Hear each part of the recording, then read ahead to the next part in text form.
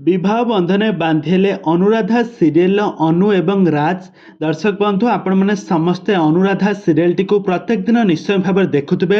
आउ अनु एवं राज का जबरदस्त एक्टिंग तो आपण मैंने समस्ते बेस पसंद करती। तो वर्तमान समय तांकर बाहाघर हेबापई जाउछि तो बाहाघर बेदी रे दुहींकर हाथ गंठी पड़ापी जाउछि आ बाहाघर समय घटी जाइछि बहुत बड़ अघटन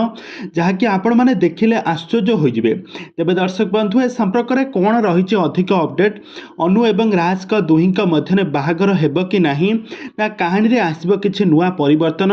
ए संपर्क में सबकिछि जानापी हेले आपण मैंने आज भिडियोटी को पूरा शेष पर्यंत देखंतु। आउ या पूर्व जदि आपण मैंने आम चैनल को सब्सक्राइब करना ताहले सब्सक्राइब करी पाखर थिबा बेल आइकन को दबाई दियंतु। दर्शक बंधु आपण मैंने अनुराधा सीरियल टी प्रत्येक दिन निश्चय भाव देखुवे आउ एथिरे अभिनय करुवा अनु एवं राज का जोड़ी को आपण मैंने बेस पसंद करुवे किंतु एथिरे अभिनय करुवा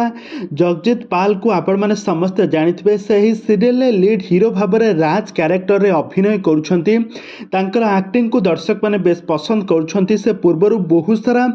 ओडिया सीरियल खूब सुंदर अभिनय करथिले जगजीत पाल प्रथमे नुआ बहु सीरियल स्वाति कैरेक्टर रे खूब सुंदर एक्टिंग करथिले आउ यहाँ पर कहार हेबी मो कंढे सीरियल दीर्घ दिन धरी अभिनय करिबा परे तो वर्तमान समय से तरंग टीवी रे प्रसारित होउतबा अनुराधा सीरियल राज कैरेक्टर रे लीड हीरो भाव में अभिनय करछंती आउ एथिरे लीड हीरोइन भाव में अभिनय करछंती आपण मानकर प्रिय अभिनेत्री अनु जहां प्रकृत नाम हेउचे मानसी पाल। तो फ्रेंड्स आपण माने मानसी पाल को पूर्वर बहुत सारा ओडिया सीरियल अभिनय करथिबार देखिथिबे आ बहुत सारा एल्बम रे अभिनय करथिबार देखिथिबे किंतु एबे जगजीत पाल एवं मानसी पाल कर अनुराधा सीरियल अनु एवं राज कर कैरेक्टर रे जबरदस्त एक्टिंग करुछंती। दुहींकर भल पाइबा शेष रे तांकर बाहाघर हेबा पई जाउछि दुहे परस्पर को दीर्घ दिन धरी भल पाइबा परे